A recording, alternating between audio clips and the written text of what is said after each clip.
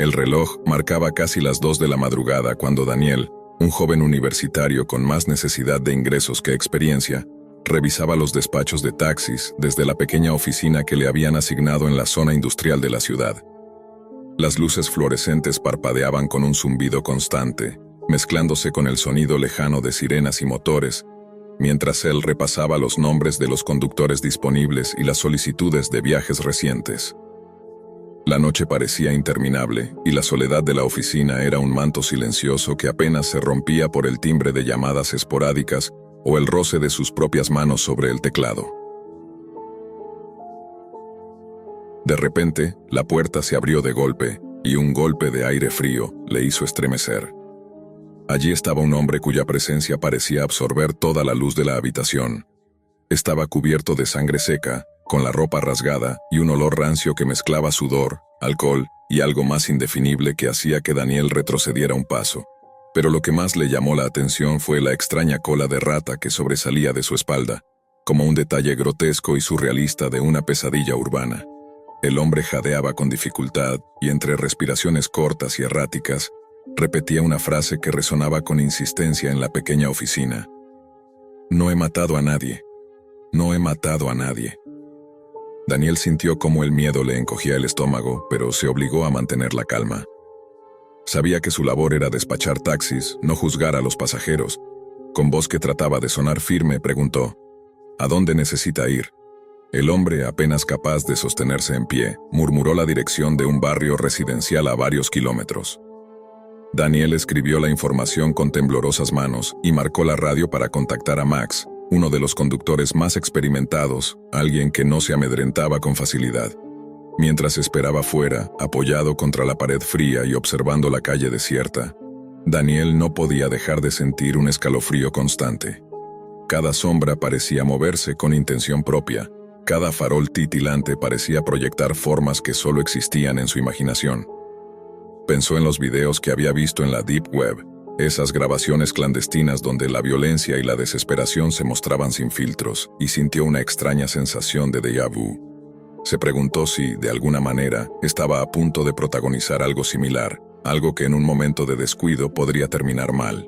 Minutos después, el rugido del motor de un taxi anunció la llegada de Max. El hombre ensangrentado se incorporó con un esfuerzo visible, sosteniéndose del marco de la puerta. Su respiración seguía entrecortada y su mirada era un torbellino de miedo y confusión. Subió al vehículo sin pronunciar palabra y el auto arrancó dejando atrás la oficina y a Daniel con un nudo en la garganta que se negaba a aflojar.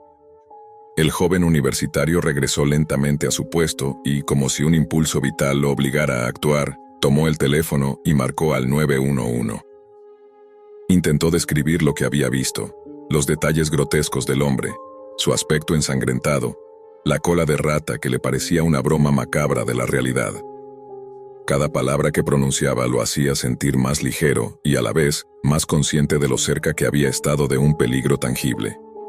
Mientras tanto, la policía llegó al lugar, siguiendo la información que Daniel había proporcionado, y rápidamente comenzaron a rastrear al taxi que había recogido al hombre. Las horas siguientes se llenaron de mensajes de radio, llamadas cruzadas y la confirmación de que el pasajero, identificado finalmente como Luke, tenía un historial de violencia y pandillas. La noticia de la apuñalada en el bar cercano circuló por la estación de policía, y aunque Luke no había matado a nadie esa noche, su comportamiento errático y su aspecto dejaban claro que la suerte había estado del lado de Daniel y Max. Sentado de nuevo en la oficina, Daniel intentó recuperar la normalidad. Reajustó los papeles sobre su escritorio, encendió un cigarrillo que no había terminado y observó el cielo nocturno a través de la ventana empañada. La sensación de alivio no borraba por completo la ansiedad que le recorría el pecho. Sabía que la ciudad era un lugar donde lo inesperado podía aparecer de la nada y que cada turno nocturno traía consigo historias que jamás serían contadas en voz alta, al menos no fuera de los confines de esa oficina oscura. Esa noche, mientras la ciudad dormía bajo un manto de luces y sombras, Daniel comprendió algo que cambiaría su forma de ver el mundo. No era solo el peligro físico lo que debía temer, sino la delgada línea que separa lo ordinario de lo macabro. lo común de lo extraordinariamente perturbador.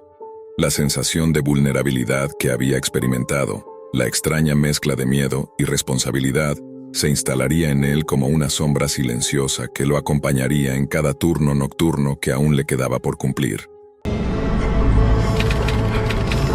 Teresa cerraba las cajas y barría el suelo del bar con movimientos mecánicos, como si cada gesto fuera un ritual destinado a alejarse de la realidad que se colaba en las rendijas de su vida. La madrugada caía pesada sobre la ciudad y a través de los cristales empañados, podía ver el reflejo de su propio cansancio mezclado con luces de neón que parecían parpadear con un mensaje secreto solo para ella. Fue entonces cuando lo vio por primera vez. Un hombre en la acera, parado como si estuviera esperando un turno invisible, gafas oscuras cubriendo sus ojos y un sombrero que ocultaba parte de su rostro. No dijo nada, no se movió, solo la observaba. Teresa frunció el ceño, se encogió de hombros y se dijo que debía ser alguien que había perdido el camino, quizá un cliente de otro bar, un turista nocturno. La sensación de incomodidad se disipó con un parpadeo. Sin embargo, una pequeña alarma interna permaneció encendida, un susurro que le decía que aquello no era casualidad. Esa misma noche, mientras caminaba por calles que conocía de memoria, el sonido de sus tacones sobre el asfalto parecía amplificado por la quietud de la ciudad. Giró en un callejón oscuro para acortar camino y allí estaba él, otra vez, inmóvil. Sus gafas negras reflejaban la luz de un farol parpadeante, y Teresa se detuvo en seco, con el corazón latiéndole en la garganta. Sintió un frío que no provenía del viento. Por un instante se preguntó si estaba soñando, si la mente le jugaba una broma macabra después de tantas horas de trabajo nocturno. Avanzó con pasos rápidos, con la mirada fija en la puerta de su edificio, y al llegar a su apartamento se dio cuenta de que su mundo había cambiado. La seguridad de su hogar ya no era un hecho, sino una idea que podía romperse en cualquier instante. Días después el patrón se repetía. Teresa bajaba a comprar pan o a la lavandería y siempre, a la misma hora, el hombre estaba ahí, observándola desde la acera frente a su ventana. No importaba la luz, la lluvia o la distancia.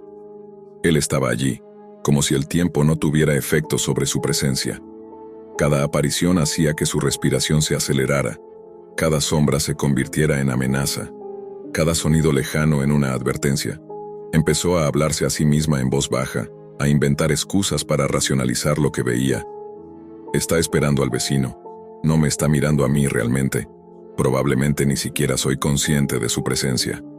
Pero por las noches, cuando la ciudad dormía y las luces de la calle se reflejaban en el pavimento mojado, el hombre regresaba, recordándole que su imaginación podía ser una cárcel tan real como cualquier puerta cerrada con llave. Una noche, mientras se acomodaba en su sala y trataba de ignorar los ruidos del edificio, escuchó un golpe seco en la puerta. Al instante, un murmullo que decía su nombre. «Teresa». Sus piernas temblaron y un nudo se formó en su garganta. Corrió hacia la cocina y marcó el 911 mientras su corazón golpeaba su pecho como un tambor desafinado. Desde el otro lado de la línea, la calma artificial de la operadora no pudo calmar su terror.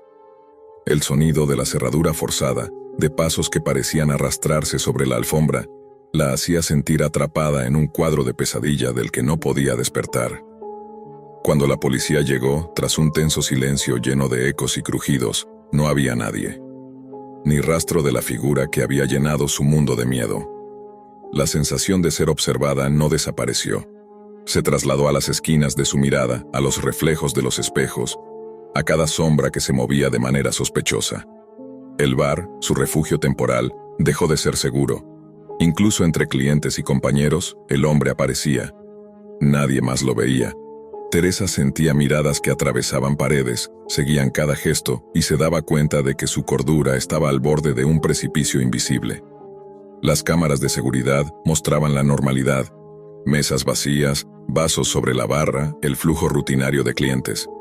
Sin embargo, su percepción insistía en otra realidad, una que se filtraba por las rendijas de la razón y que no podía ser capturada por lentes o sensores.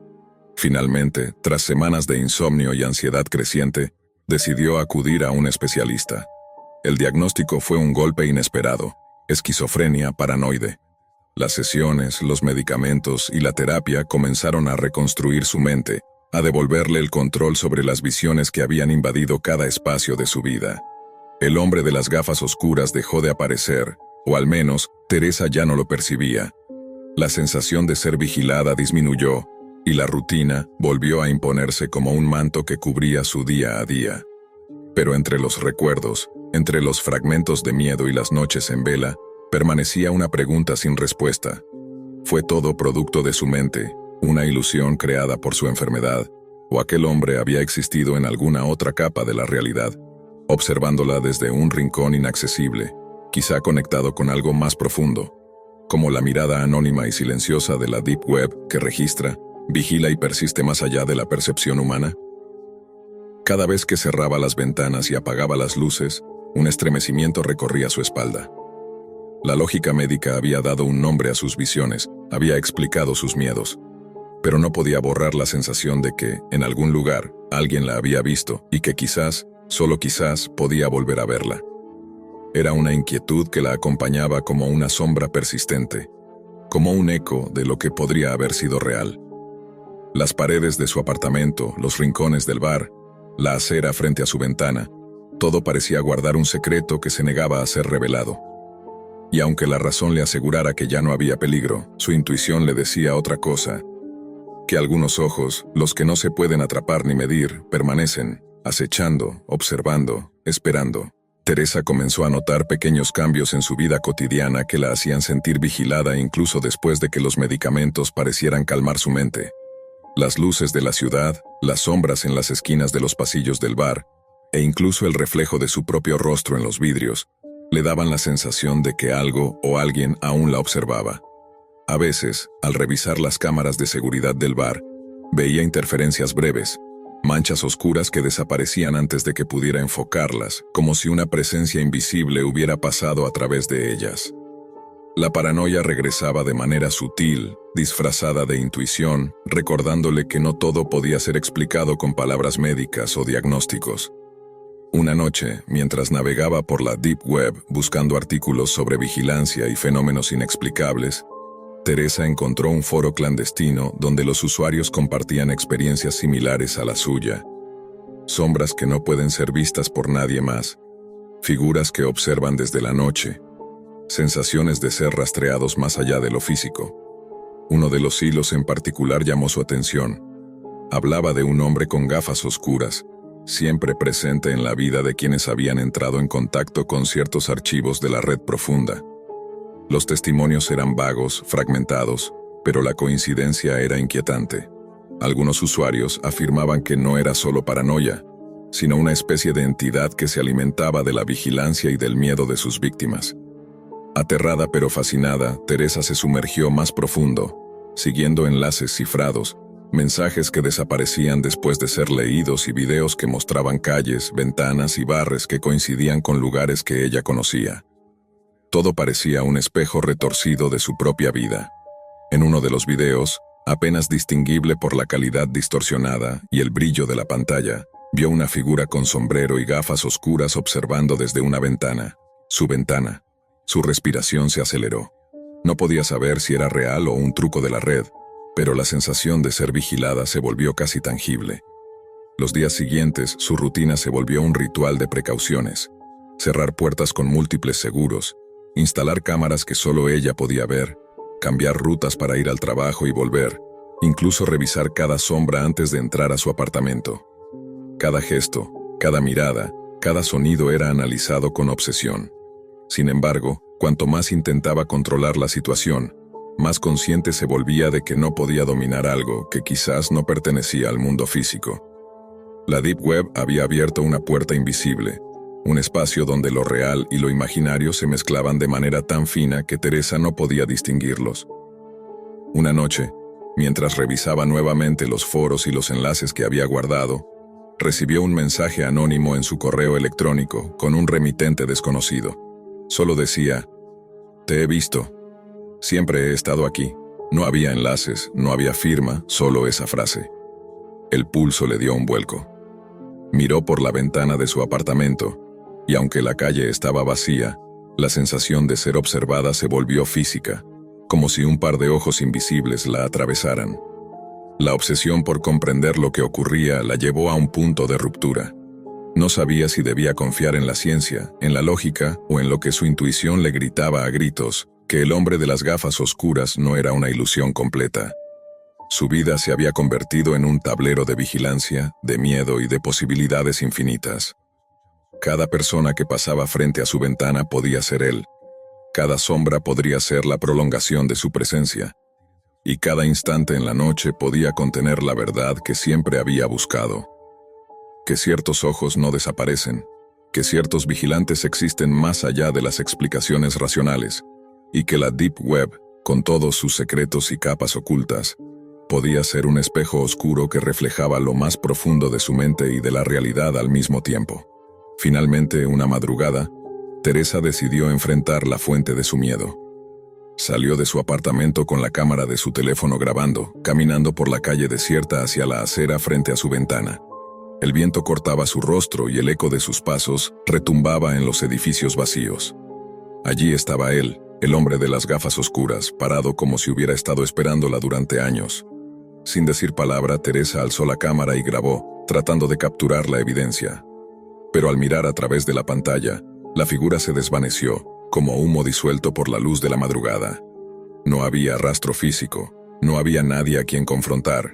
Solo quedaba el vacío y la certeza de que algo, aunque invisible, había estado allí, observándola desde los rincones más profundos de la realidad y de la red. Teresa comprendió que algunas presencias no podían ser eliminadas, que la vigilancia podía trascender lo tangible, y que el miedo, cuando se conecta con lo desconocido, se convierte en un recordatorio constante de la fragilidad de la percepción humana. La Deep Web había mostrado su rostro más oscuro. No solo era un lugar de información secreta, sino un espejo donde el terror psicológico se mezclaba con la realidad, donde algunos ojos nunca dejan de mirar. Aunque los días pasaron y la medicación controló su mente, Teresa nunca dejó de sentir la mirada invisible del hombre. Cada reflejo, cada sombra, cada ventana iluminada por la noche la hacía recordar que había algo más allá de lo comprensible. Y así, su vida continuó marcada por la certeza de que la vigilancia, una vez sentida, nunca se abandona por completo. El hombre de las gafas oscuras, real o no, se convirtió en un recordatorio silencioso. En la noche, en la Deep Web, en los límites de la mente, siempre hay ojos que observan, y algunos secretos no pueden ser desvelados sin pagar un precio. Al terminar de grabar esa última noche, Teresa subió el video a un foro privado en la red profunda, un mensaje codificado para quienes entendieran el lenguaje de la vigilancia invisible.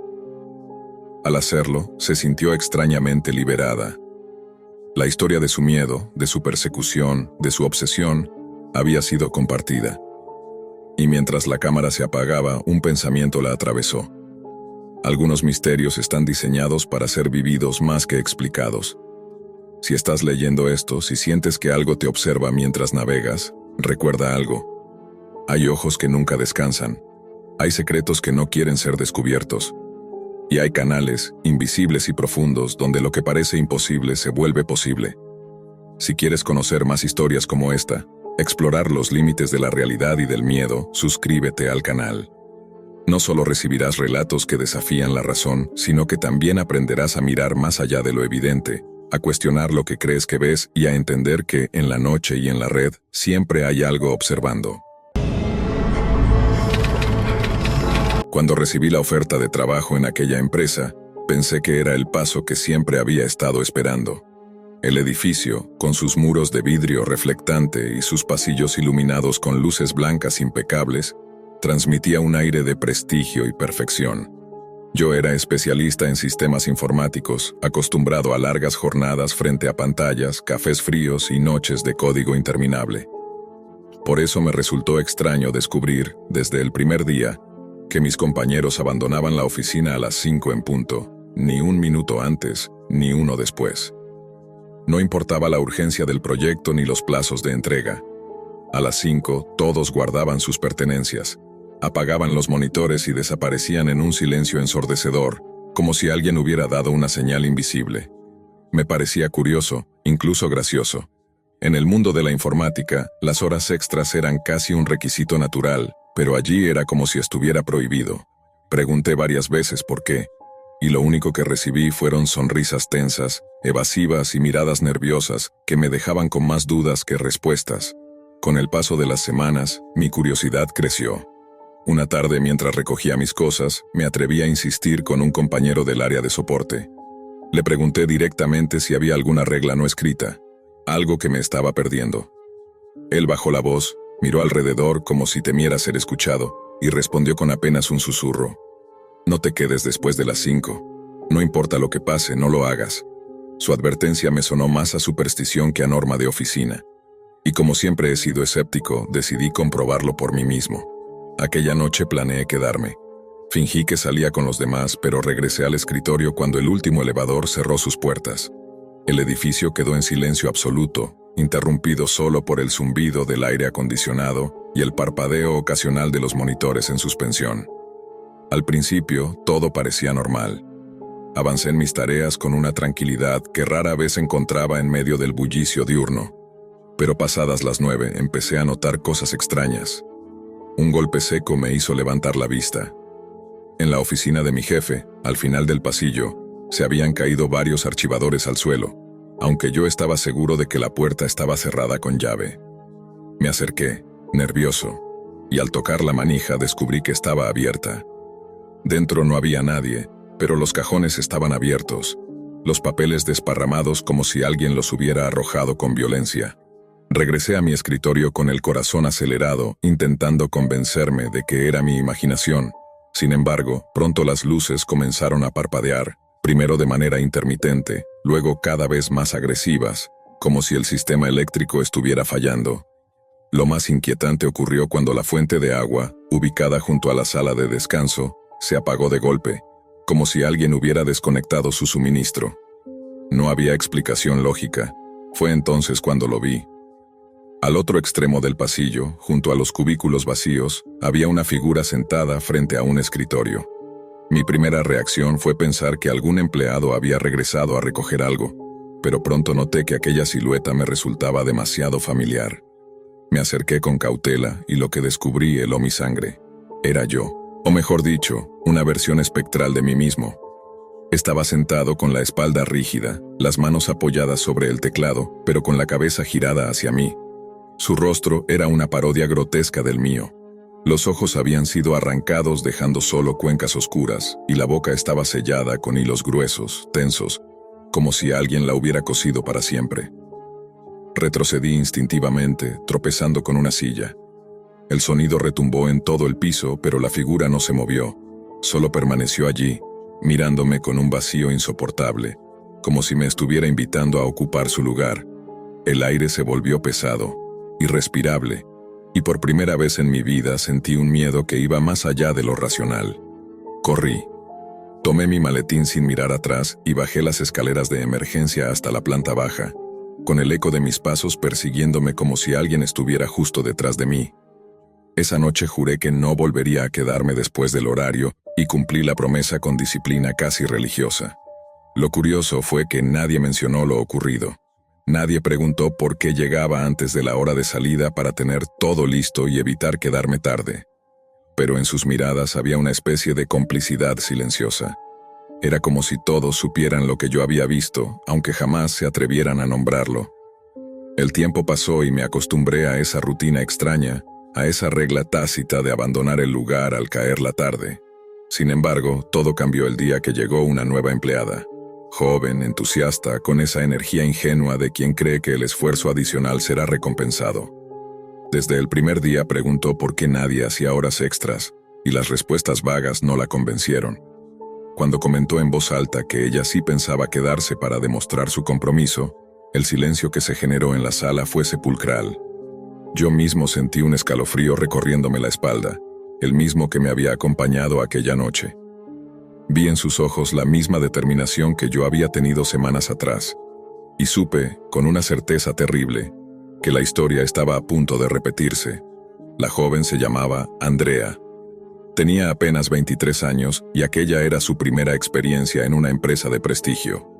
Desde el inicio se mostró aplicada, siempre sonriente, con un entusiasmo que resaltaba en un ambiente donde la mayoría de los empleados parecían arrastrar rutinas mecánicas. Era evidente que quería destacar, y no dudaba en quedarse hasta tarde en otros trabajos que había tenido antes, así que la idea de hacerlo en esta compañía le parecía natural. Yo la observaba en silencio, dividido entre advertirle lo que había visto y callar por miedo a que me tomara por un loco. No era fácil decirle a alguien que, si se quedaba después de las 5, corría el riesgo de encontrarse con una versión espectral de sí mismo. ¿Cómo explicarlo sin sonar desequilibrado? Pero con cada día que pasaba, su insistencia en quedarse se hacía más evidente. Preguntaba a los supervisores si había algún problema en adelantar trabajo. Ellos, incómodos, respondían con frases cortas: no es necesario, con el horario alcanza, no hace falta. Andrea sonreía, asentía, pero en su mirada había un brillo de desafío, como si no aceptara que alguien le dictara límites que ella no entendía. La noche decisiva llegó un jueves. Ese día los proyectos se habían acumulado y ella comentó que pensaba quedarse hasta tarde para adelantar informes. La reacción fue inmediata. El ambiente se volvió pesado. Algunos compañeros evitaron mirarla y otros fingieron no haber escuchado. Yo, en cambio, sentí un nudo en el estómago. Cuando dieron las 5, todos recogieron sus cosas como siempre. Yo estaba entre la multitud que bajaba los ascensores, pero en el último instante me detuve. No podía dejarla sola. No podía permitir que repitiera mi error. Fingí que había olvidado un pendrive y regresé a mi escritorio. Desde allí vi cómo Andrea acomodaba sus carpetas, encendía otra vez el monitor y abría un par de documentos. La oficina entera, desierta y silenciosa, parecía mirarla con expectación. Las horas transcurrieron lentamente. Al principio, no pasó nada extraño.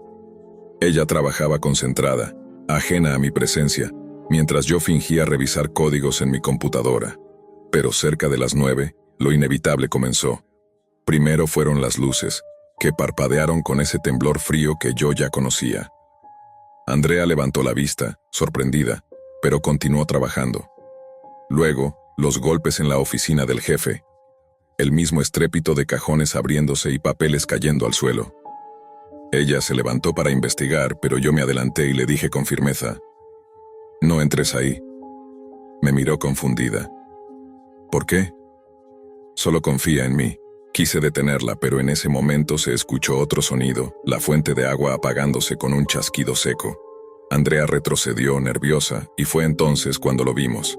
Al final del pasillo, en uno de los cubículos, estaba sentada una figura. Yo sabía lo que era antes de que se revelara por completo, pero Andrea no. Se levantó lentamente, creyendo que era algún compañero que había regresado. Dio un par de pasos hacia adelante y cuando la luz parpadeante iluminó el rostro de aquella entidad, soltó un grito ahogado. La figura tenía su aspecto. Era ella, pero con los ojos arrancados dejando cuencas negras y húmedas, y la boca cosida con hilos oscuros que brillaban bajo la fluorescencia intermitente. Se mantenía inmóvil, con las manos apoyadas en el teclado, como si trabajara en silencio eterno. Andrea cayó de rodillas, temblando. Yo corrí hacia ella, la tomé del brazo e intenté arrastrarla hacia las escaleras de emergencia. Pero entonces algo ocurrió que me heló aún más la sangre. Junto a la figura espectral de Andrea apareció otra silueta. La mía, el mismo reflejo grotesco que había visto semanas atrás. 2 espectros idénticos, sentados lado a lado, mirando hacia nosotros sin ojos, con sus bocas selladas, como si nos estuvieran invitando a ocupar sus lugares. El aire se volvió insoportable, denso, cargado de un zumbido eléctrico que parecía atravesar la piel. Sentí que mis fuerzas flaqueaban, como si aquella presencia intentara absorberme. Andrea lloraba, repitiendo que no entendía nada, que quería irse, que aquello no podía ser real. La arrastré con toda la fuerza que pude. Corrimos por el pasillo mientras las luces explotaban una tras otra, bañándonos en destellos cegadores. Llegamos a las escaleras y bajamos en un torbellino de desesperación. Atrás quedaron los ecos de teclas golpeadas, como si los espectros hubieran vuelto a escribir en sus terminales invisibles. Cuando por fin salimos a la calle, Andrea cayó al suelo, jadeando, con lágrimas en el rostro. Yo estaba empapado en sudor, sin aliento, pero lo único que pude decirle fue: «Ahora entiendes». Nunca más volvió a mencionar quedarse después de las 5. De hecho, en los días siguientes parecía otra persona, más callada, más cautelosa, como si la experiencia hubiera arrancado algo de su espíritu. Al igual que yo, adoptó esa rutina férrea de salir en punto, sin mirar atrás. Con el tiempo, entendí lo que nadie decía en voz alta. Esa oficina no era solo un lugar de trabajo, era una trampa. Cada empleado que intentaba romper la regla, cada uno que desafiaba la norma de las 5, estaba condenado a encontrarse con su reflejo maldito, a ver una versión de sí mismo atrapada en un ciclo eterno de silencio. Tal vez esas entidades no fueran simples visiones, sino restos de quienes alguna vez se quedaron demasiado tarde. Tal vez fueran advertencias vivientes, espectros que pagaron el precio de su ambición. La empresa seguía funcionando, impecable por fuera, con su fachada de éxito y modernidad. Pero yo sabía la verdad. Todos lo sabíamos. Y por eso nadie decía nada, porque hablar era invitar al recuerdo, y recordar era acercarse demasiado al abismo. A veces, cuando el reloj se acerca a las 5, miro alrededor y veo las miradas de mis compañeros. No sonreímos, no bromeamos, no conversamos. Simplemente esperamos el momento exacto para marcharnos, con esa puntualidad que no se negocia. Y al salir, sentimos un alivio compartido, aunque nadie lo confiese. Andrea sigue trabajando allí, más seria que antes, más distante. En sus ojos ya no hay brillo de desafío, solo una sombra que yo reconozco muy bien, porque ambos compartimos un secreto que nunca podrá ser contado en voz alta. El de haber visto nuestras propias condenas sentadas frente a un monitor, en el lugar donde la ambición se convierte en cadena y el trabajo en prisión eterna. Por eso, cuando alguien nuevo llega y pregunta con inocencia por qué nadie hace horas extras, yo solo guardo silencio, porque no hay manera de explicarlo. No hay palabras suficientes para describir lo que espera en esa oficina después de que el reloj marca las 5, y sé, con una certeza que me hiela la sangre, que algún día habrá otro curioso, otro incrédulo, dispuesto a quedarse. Y cuando eso ocurra, los espectros tendrán compañía nueva. El verano de 2008 había sido inusualmente caluroso, y Sara lo sentía doblemente sofocante, no solo por el clima, sino por el peso del trabajo que cargaba sobre sus hombros. Tenía 24 años y trabajaba en un centro de llamadas de una empresa que se presentaba como proveedora de servicios tecnológicos innovadores, aunque internamente todos sabían que se trataba de un negocio turbio, de esos que ofrecían paquetes de soporte falsos y programas inútiles a clientes incautos. Los gerentes eran insistentes, manipuladores, y habían convertido aquel trabajo en una red de explotación silenciosa, pero con un sueldo que Sara necesitaba desesperadamente. El edificio, un bloque gris y anodino en las afueras de la ciudad, se vaciaba después de las 6 de la tarde. A esa hora, las luces de los pasillos se apagaban automáticamente y solo quedaban algunos focos de emergencia iluminando tenuemente las escaleras y el sótano. Sara tomaba el turno nocturno, aislada, respondiendo llamadas y correos automatizados, siguiendo un guión preestablecido que a veces incluía la venta de accesos a servicios premium. Lo que nunca admitía la empresa, y que ella misma había descubierto con el tiempo, era que muchos de esos sistemas funcionaban con vínculos a foros ocultos de la Deep Web, donde se compartían bases de datos filtradas, software manipulado y hasta identidades falsas. Aquello no era un simple call center, sino una fachada. Sara había intentado ignorarlo, pero poco a poco, la oscuridad de la empresa comenzó a filtrarse en su vida cotidiana. A medianoche, mientras escribía informes falsos en el sistema, recibía correos internos con enlaces sospechosos que redirigían a páginas ocultas. Era como si la compañía misma quisiera arrastrarla a ese mundo, empujarla a mirar lo que había detrás de su máscara corporativa. Una noche, incluso, mientras respondía un ticket de soporte, una notificación en el sistema interno apareció sola. No bajes al sótano, él ya despertó. Pensó que era una broma de los técnicos, quienes solían gastar tiempo jugando con scripts y mensajes automáticos, pero algo en la crudeza del texto le revolvió el estómago. El sótano era el único lugar en el edificio donde había una máquina expendedora, y el único espacio iluminado de forma irregular, con tubos fluorescentes que parpadeaban como si estuvieran a punto de fundirse. Esa noche, a la 1:15 de la mañana, Sara decidió bajar por un refresco. El aire en el pasillo era denso, cargado de un olor metálico que no recordaba haber sentido antes. A medida que descendía por las escaleras, notó que las puertas metálicas del sótano estaban entreabiertas. Al cruzar el umbral, lo sintió. una presencia que no podía ver, pero que se extendía por el espacio como un peso invisible. Sus manos temblaron cuando introdujo las monedas en la ranura de la máquina.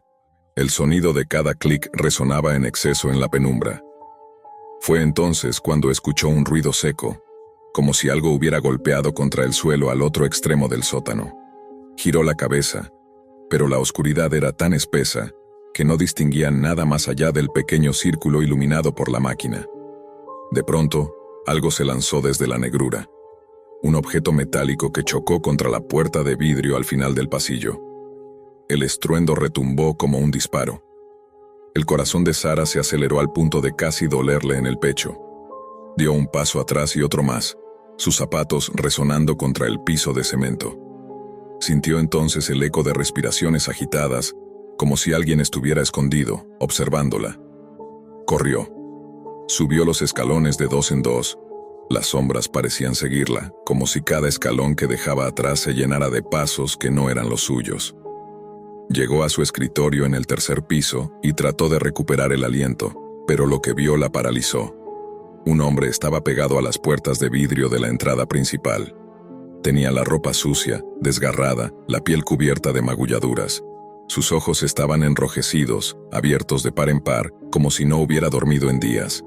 Golpeaba el vidrio con los puños, con la frente, con todo su cuerpo, dejando manchas oscuras que parecían sangre o sudor. Sara, temblando, se agachó bajo el escritorio y tomó el teléfono fijo para llamar al 911. Apenas pudo articular las palabras, su voz era un susurro quebrado. «Hay alguien intentando entrar. Por favor, vengan rápido». Mientras la operadora le pedía calma y confirmaba la dirección, el estruendo volvió. Esta vez no era un objeto lanzado, era el vidrio mismo crujiendo bajo la presión de los golpes. Sara cerró los ojos con fuerza y se tapó la boca para no gritar. Los vidrios comenzaron a estallar en fragmentos que caían como lluvia afilada sobre el suelo de la recepción. En medio de su terror, notó algo aún más inquietante. En la pantalla de su computadora, que había quedado encendida, se abrió sola una ventana emergente. No era un programa de la empresa ni un error técnico. Era una sala de chat de la Deep Web. En ella, decenas de usuarios observaban, escribiendo mensajes en vivo. «Ya está dentro. Mírala, se esconde bajo el escritorio». El show apenas empieza. El sudor frío recorrió la espalda de Sara. ¿Cómo podían saberlo? ¿Cómo podían describir con exactitud lo que ocurría en ese instante dentro del edificio? Era como si alguien estuviera transmitiendo la escena, como si las cámaras ocultas hubieran estado allí desde siempre, vigilándola en silencio.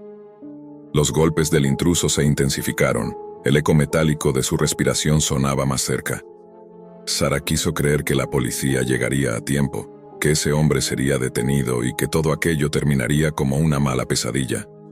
Pero las voces del chat seguían llegando, cada vez más insistentes, cada vez más siniestras. «No te muevas, Sara. Él ya sabe dónde estás. Mira debajo del escritorio». Las palabras en el chat parecían cortarle la respiración. No había duda. Alguien, o varios, estaban viéndola en tiempo real. Aquella sala no era un simple espacio de conversación, era una transmisión clandestina, de esas que circulaban en las capas más oscuras de la Deep Web, donde se comerciaban horrores disfrazados de entretenimiento. Sara intentó cerrar la ventana, pero la computadora estaba bloqueada. El cursor se movía por sí solo, escribiendo en respuesta a los demás usuarios. «Ella ya sabe que la estamos mirando». El golpe seco de una patada contra las puertas de vidrio la sacó de su parálisis. El intruso había logrado arrancar parte del marco y ahora empujaba con todo su cuerpo. El sonido de los vidrios triturados bajo sus zapatos le indicó que ya estaba dentro del edificio. Sara contuvo un sollozo, mientras las notificaciones del chat reventaban una tras otra en la pantalla. «Acércate a ella. Queremos ver su cara. No tardes más». El hombre avanzaba tambaleante por el pasillo, con una mirada enloquecida que se clavaba en cada rincón. Sara, escondida bajo su escritorio, sentía que el tiempo se estiraba en segundos eternos. El teléfono fijo seguía abierto, pero la voz de la operadora parecía lejana, amortiguada, como si hubiera sido absorbida por el mismo aire denso que llenaba el edificio. De pronto, las luces del tercer piso parpadearon y se apagaron, dejando solo la débil luminosidad de la pantalla. La figura del intruso se recortó contra esa penumbra. Cada paso suyo sonaba como un martillazo en el suelo. Sara apretó los dientes, esperando lo inevitable. Fue entonces cuando escuchó las sirenas a lo lejos. El ulular crecía, se acercaba, y durante un segundo, la esperanza le atravesó el pecho como un relámpago. Pero en ese mismo instante el chat volvió a llenarse de mensajes, esta vez más frenéticos, casi celebratorios. Ya llegaron. El espectáculo no termina aquí. Prepárate para lo real, Sara. El intruso, al escuchar las sirenas, lanzó un grito gutural y retrocedió hacia la entrada, desapareciendo entre la oscuridad y los vidrios rotos. Los oficiales irrumpieron segundos después, con linternas y armas desenfundadas. Encontraron el vestíbulo destrozado, el marco de las puertas arrancado, pero ni rastro del hombre. Sara, temblando, salió de debajo del escritorio. Uno de los agentes la sostuvo del brazo para tranquilizarla, pero ella apenas podía articular palabra. Solo señaló la pantalla. Cuando los policías se acercaron, ya no había rastro del chat. Ni una ventana abierta, ni un registro en el historial. El sistema parecía haber reiniciado por sí solo, como si nada hubiera ocurrido. Esa noche, el informe oficial fue simple. Un ex empleado había intentado forzar su entrada al edificio. Un hombre despedido meses atrás por robo, con antecedentes de violencia. La policía aseguró que la patrulla lo había visto correr hacia un descampado, pero no lograron alcanzarlo. Para todos, era un caso cerrado. Pero Sara sabía que no lo estaba. Había visto demasiado, y lo que la atormentaba no era solo la silueta del hombre enloquecido, sino el chat, los mensajes que parecían escritos por ojos invisibles que la habían seguido segundo a segundo. Ninguno de los agentes creyó en su relato sobre la Deep Web, la transmisión ni las voces que sabían su nombre. En los días posteriores, algo extraño comenzó a suceder. Al encender su computadora personal aparecían ventanas emergentes que nunca había abierto, todas con el mismo fondo negro y letras rojas. Nos gustó cómo te escondiste. ¿Quieres jugar de nuevo? Una madrugada, mientras intentaba dormir, el sonido de golpes secos resonó desde el sótano de su edificio de apartamentos. El eco era idéntico al de aquella noche. Vidrio astillándose, pasos pesados acercándose. El recuerdo la hizo levantarse de un salto, con la respiración cortada. Corrió hasta la sala, convencida de que todo era producto del trauma, pero al mirar por la ventana vio algo que la congeló. Un grupo de hombres estaba parado frente a su edificio, todos vestidos de negro, inmóviles, observando hacia arriba, hacia la ventana de su apartamento. No tardó en reconocer uno de esos rostros. Era el intruso. Más sucio, más marcado, con cicatrices nuevas en la frente, pero la misma mirada desquiciada. En su mano sostenía un objeto brillante que reflejaba la luz de la calle. Su celular vibró sobre la mesa. Una notificación de un correo electrónico sin remitente. Parte 2 comienza ahora, y esta vez no habrá policías que te salven. Sara cayó de rodillas, comprendiendo que lo vivido en aquel edificio no había sido un episodio aislado, sino apenas la puerta de entrada. El trabajo fraudulento, los mensajes ocultos, la transmisión en vivo, todo formaba parte de un juego mucho más amplio, una cacería orquestada desde los rincones más oscuros de la Deep Web. Y ahora, ella era la protagonista de su siguiente temporada. El otoño de 1992 había llegado con un frío extraño, de esos que se cuelan en los huesos, aunque todavía no sea invierno. Ella tenía apenas 20 años, pero la vida ya le había dado golpes suficientes como para sentirse mayor. Salir de una relación abusiva no la había dejado libre del miedo, sino más bien cargada con cicatrices invisibles que pesaban en cada respiro. Sin embargo, mantenía en pie una rutina. El turno nocturno en la fábrica de plásticos, donde las máquinas nunca descansaban y el eco metálico le recordaba que había que trabajar, sobrevivir, continuar. Era la 1:30 de la madrugada cuando tomó la carretera secundaria rumbo a casa. El cansancio la acompañaba como un pasajero silencioso y la noche parecía interminable. Al ver las luces de una gasolinera solitaria, decidió detenerse. Necesitaba combustible y, sobre todo, unos minutos de pausa para recomponerse. El lugar estaba desierto, con apenas el zumbido de los fluorescentes iluminando la penumbra. Fue entonces cuando la vio. Una mujer de cabello enmarañado, chaqueta gastada y mirada nerviosa apareció desde un rincón oscuro de la estación. Se acercó con pasos apresurados, casi tropezando, como si huyera de algo invisible. Con voz quebrada le dijo: «Por favor, ayúdame. Hay unos hombres. Están en ese auto verde. Me siguen desde hace rato».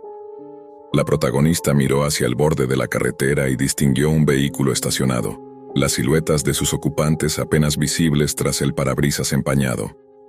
Algo en esa escena era inquietante, pero la súplica de la mujer parecía auténtica. Quizás recordando sus propios miedos y heridas recientes, decidió abrir la puerta del copiloto e invitarla a subir. Un gesto de humanidad que, pronto, se transformaría en una pesadilla. Al arrancar, intentó tranquilizarla con palabras suaves, pero pronto notó que la pasajera cambiaba de actitud.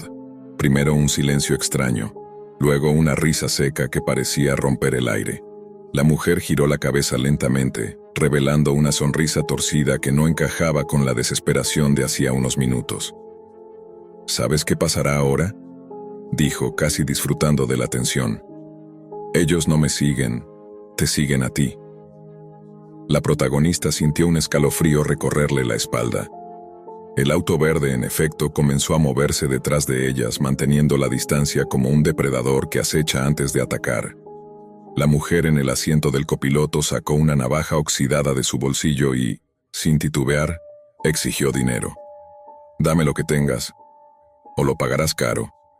La joven apenas tenía unos billetes arrugados en su cartera, pero entendió que aquello no era un simple robo. La pasajera hablaba con demasiada seguridad, como si todo formara parte de un guión escrito mucho antes de que ella llegara a esa gasolinera. Mientras conducía por la carretera vacía, la mente le latía al mismo ritmo que su corazón. Entonces la mujer continuó. Sus palabras eran como agujas. «Ellos disfrutan con esto, les gusta ver cómo la presa corre y cómo cae en la trampa». La risa de la pasajera era cada vez más estridente, casi inhumana. Parecía no temer nada, como si su papel en aquel juego fuera provocar el terror suficiente para debilitarla. El auto verde se acercaba lentamente, encendiendo y apagando las luces delanteras como una señal macabra. La protagonista pensó en detenerse y salir corriendo, pero sabía que en medio de la noche, sin testigos, sería imposible. Su única opción era usar el mismo coche como herramienta de supervivencia. Apretó con fuerza el volante, mientras su respiración se volvía errática. Entonces, en una intersección solitaria, ideó algo que ni ella misma sabía de dónde había salido. Una mezcla de instinto y pura desesperación. Pisó el acelerador con furia, el motor rugió en la oscuridad, y justo en el momento en que el auto alcanzó su máxima velocidad, frenó de golpe. La mujer, que no esperaba el movimiento, se golpeó contra el tablero con un grito desgarrador. En ese instante la protagonista aprovechó la confusión. Con un cúter que guardaba en la guantera, una herramienta que usaba en la fábrica, le apuntó al rostro a la mujer y gritó con la fuerza de alguien que ya no pensaba dejarse doblegar. «¡Bájate de mi auto!». La pasajera, tambaleándose y con la frente sangrante, abrió la puerta entre insultos y risas nerviosas.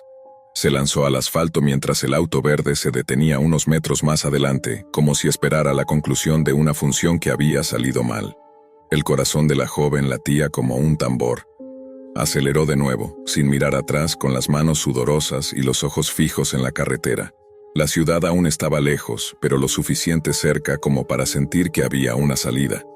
No obstante, mientras el motor rugía y las luces de la carretera aparecían en destellos, algo en su interior comenzó a comprender que lo vivido esa noche no había sido un accidente ni una simple coincidencia. No era solo una trampa en una gasolinera cualquiera, sino parte de algo mucho más oscuro, algo que se parecía demasiado a los relatos que años después empezaría a leer en foros ocultos de la Deep Web. Ese recuerdo, con el tiempo, la acompañaría como una advertencia de que el mal no siempre se oculta en las sombras más profundas de Internet. A veces está ahí afuera, esperando en una gasolinera solitaria, disfrazado de alguien que pide ayuda. La carretera parecía no terminar nunca, como si los kilómetros se estiraran más de lo que debería. El parabrisas vibraba con el viento helado y las luces traseras del auto verde desaparecieron en la distancia, aunque en su mente seguían brillando como brasas encendidas. No podía convencerse de que realmente se había librado. Algo en la forma en que todo había ocurrido le dejaba una sensación extraña, como si la trampa hubiera estado demasiado bien calculada, demasiado bien pensada. Durante días no pudo dormir sin sobresaltos. En su turno nocturno en la fábrica, las máquinas ya no eran simples ruidos metálicos.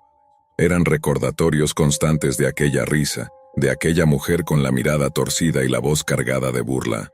Cada sombra parecía acecharla, cada auto que se detenía frente a la fábrica la hacía contener la respiración. Unas semanas más tarde, mientras buscaba distraerse en la computadora vieja que guardaba en su habitación, empezó a explorar rincones poco convencionales de la red. En 1992, Internet aún era un territorio nuevo, torpe, lento. Los foros se parecían más a tablones abandonados que a comunidades vivas, pero ahí encontró un patrón, historias parecidas a la suya. Había personas que relataban encuentros en gasolineras solitarias, todas en la madrugada, todas con detalles perturbadoramente similares. Una mujer pidiendo ayuda, un auto vigilando a distancia, un intento de atrapar a la víctima en un juego siniestro. Los relatos parecían dispersos, pero cuanto más leía, más convencida estaba de que no era una coincidencia. Lo inquietante no eran solo las similitudes, sino la forma en que algunos usuarios narraban lo ocurrido, con una frialdad clínica, como si no fueran víctimas, sino testigos o incluso participantes. Palabras como cacería, espectáculo y ritual se repetían entre líneas. Algunos mensajes parecían escritos en clave, imposibles de descifrar para alguien ajeno, pero había frases que la paralizaron por completo. La función de la gasolinera siempre atrae a las presas más ingenuas. Nada como ver a alguien correr creyendo que se salva. El verde es nuestro faro, nuestra señal. Recordó el auto verde.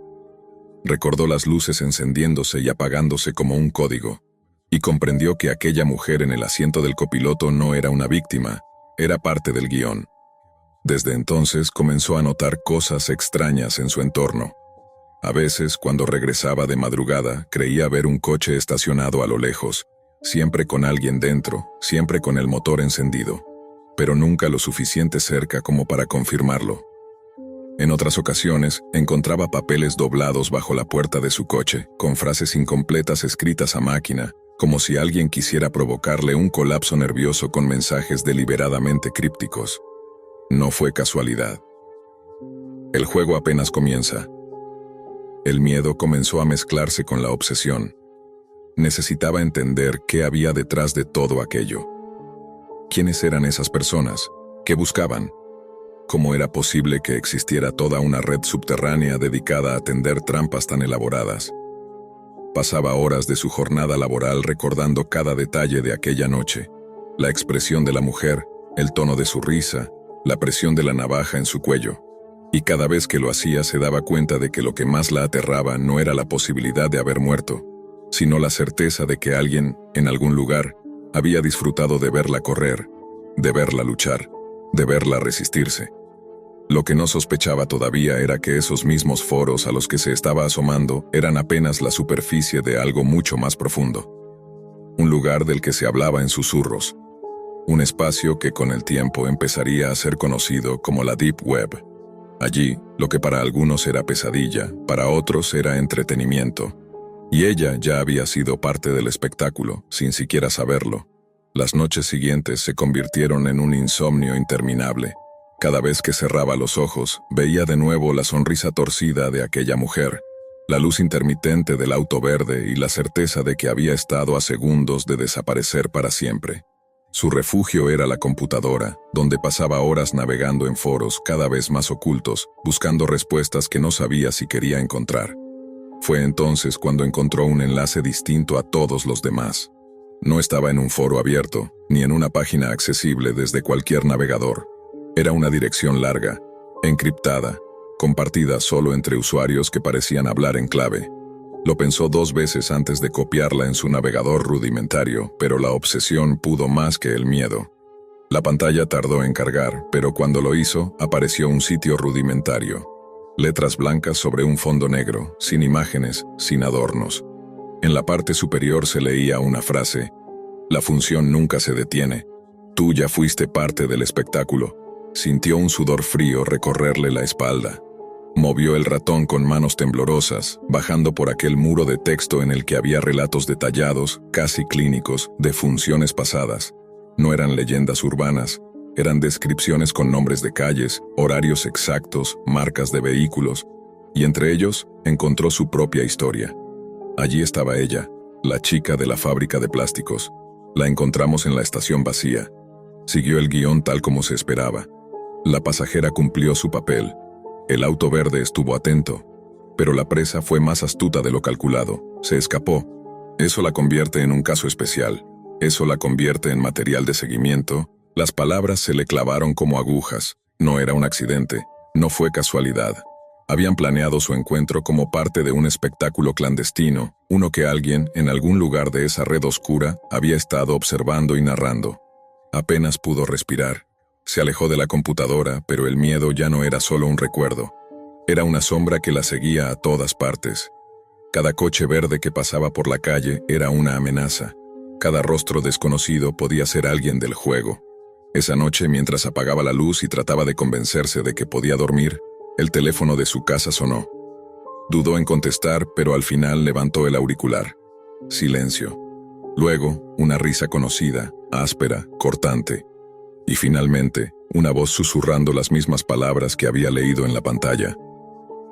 La función nunca se detiene.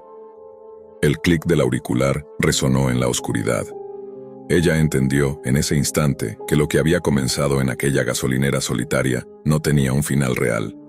No era solo una trampa de una noche, era un recordatorio eterno de que alguien, en alguna parte, seguía observando, y que había pasado de ser una presa accidental a ser parte del espectáculo para siempre.